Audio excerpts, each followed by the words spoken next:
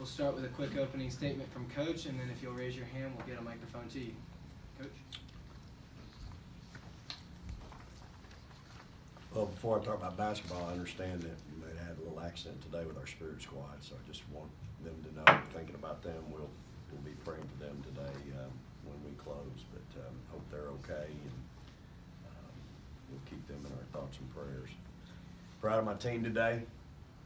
Boy, T was a monster, and she was really special today.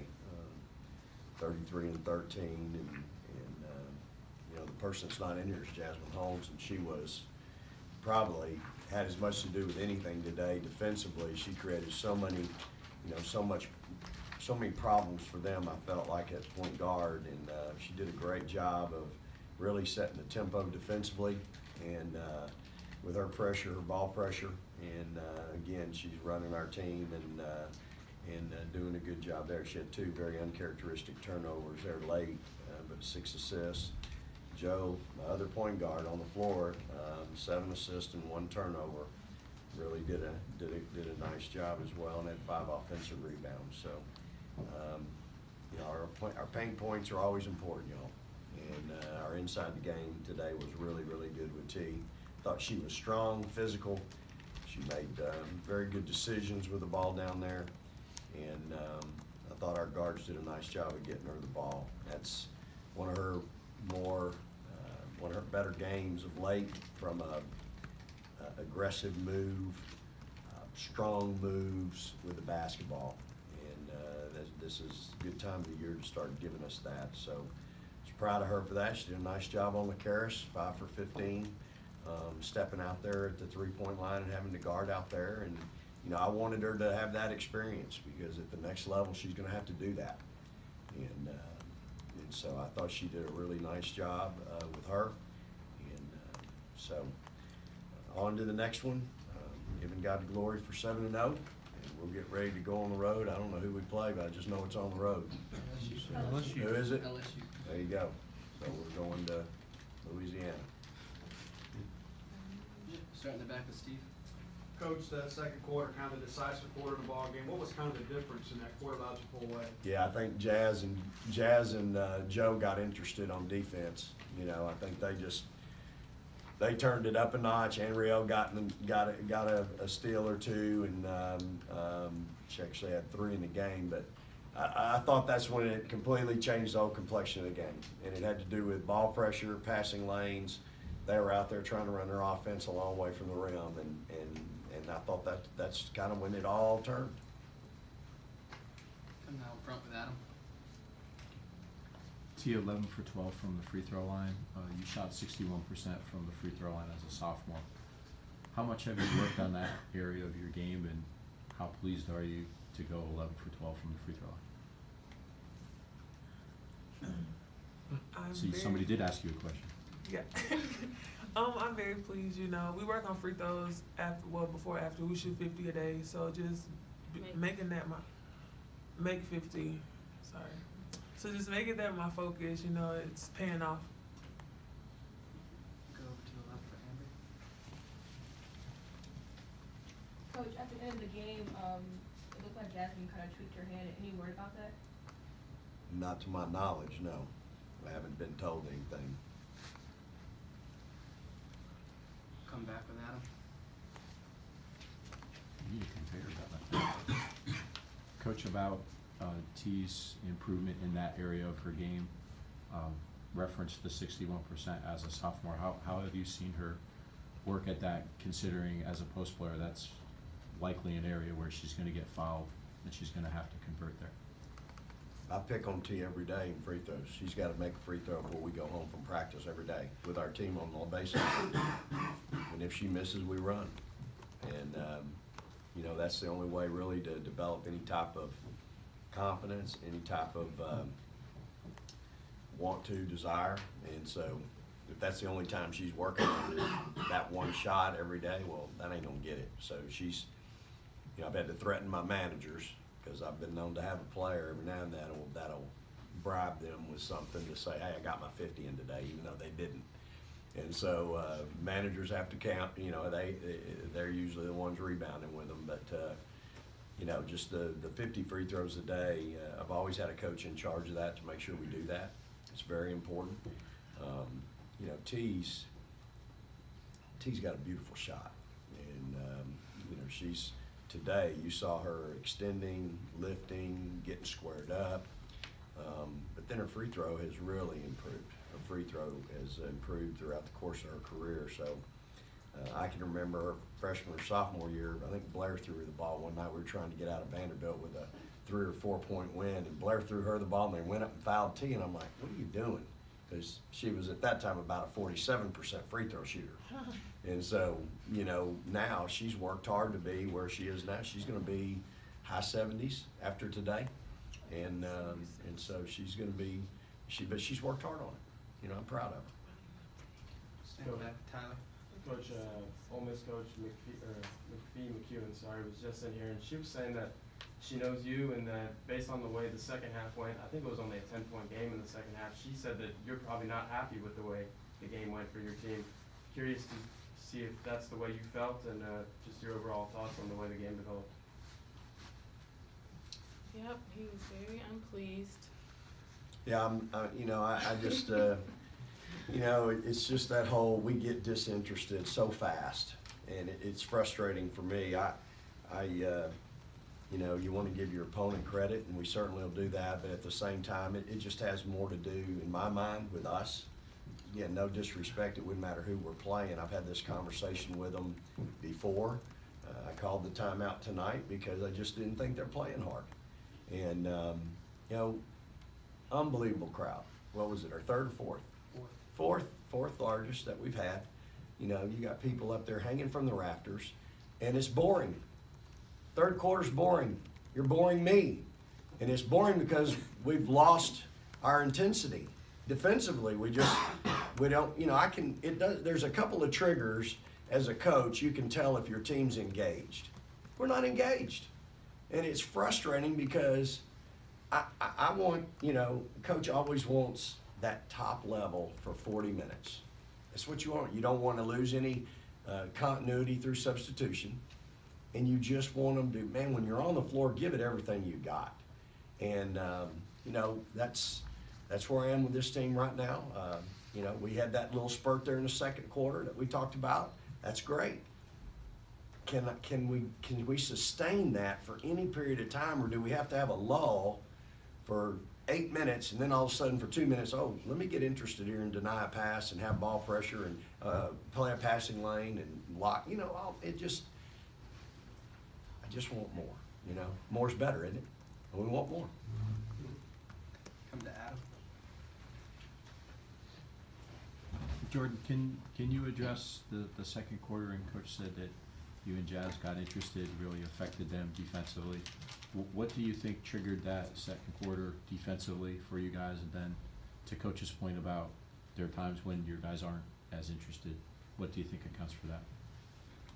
I think, to be honest, it was all the yelling Coach Schaefer was doing at us beforehand to, you know, guard the ball and just guard the ball basically and get interested. So we did that, got a couple steals, and that gave us some energy, and then it carried out for the rest of the quarter. And the second part about that, about maybe times when you guys aren't as interested as he might like?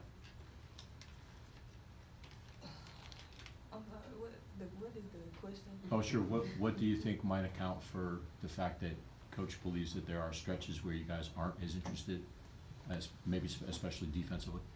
I think maybe sometimes we may get comfortable with the lead, so you know we may bag back sometimes or just like not play as tight on defense, or I don't know, locked in all the way, I guess. But we have to find a way to stay focused, even if we're up by a certain amount. We still have to, like you said, play at the top level for 40 minutes.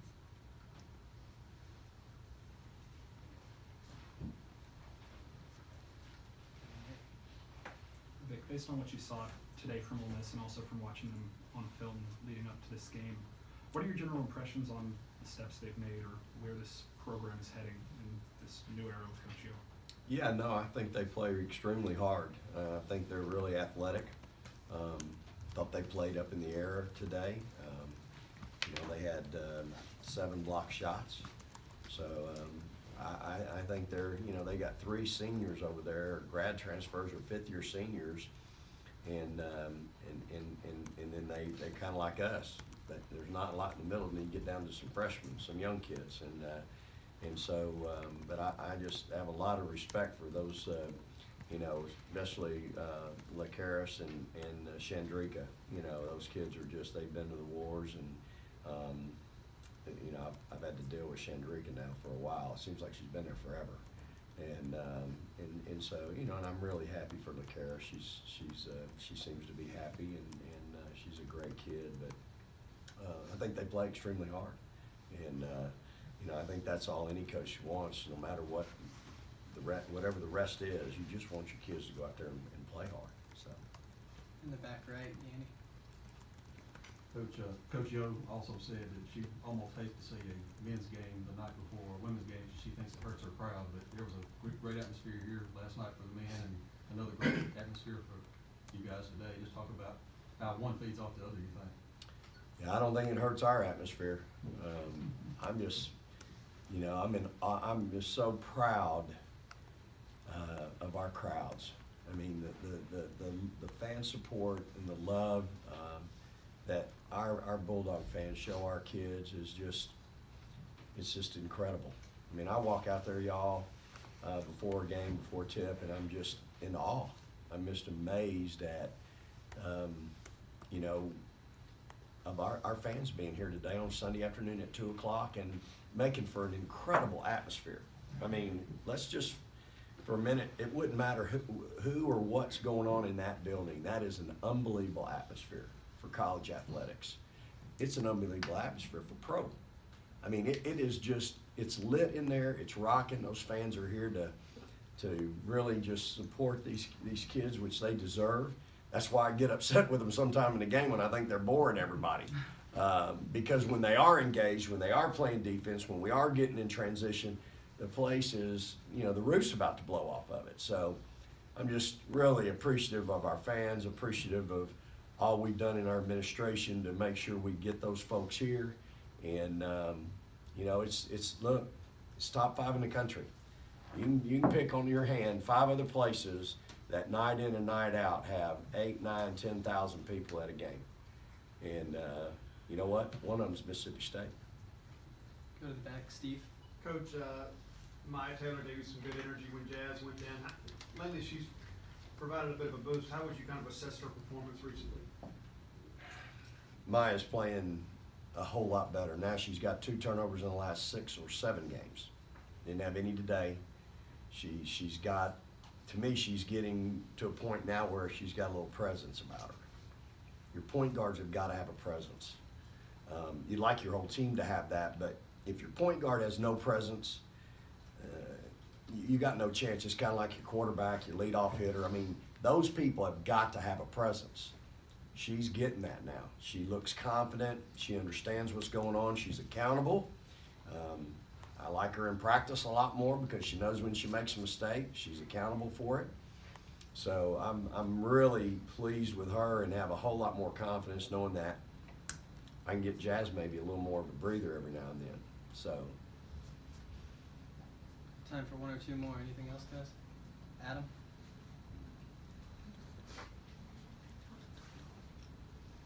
Andrell, coming here from Texas A&M and knowing what you knew about T, what were your impressions coming? And then since you've gotten a chance to work with her, you know, in practice and seeing her game develop even more, how have those thoughts that you had coming here changed, if at all, or have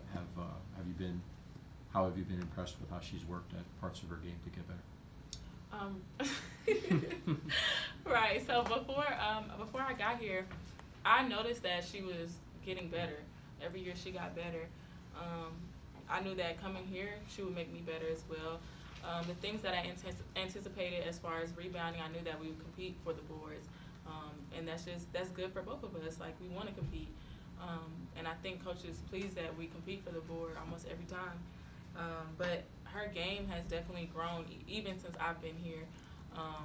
Like, little things when Coach is talking about, like, unlocking her hips, like, I see her actually, like, working on that.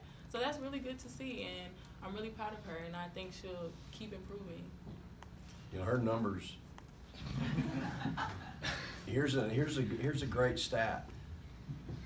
You got these two who lead the country as teammates, as tandems.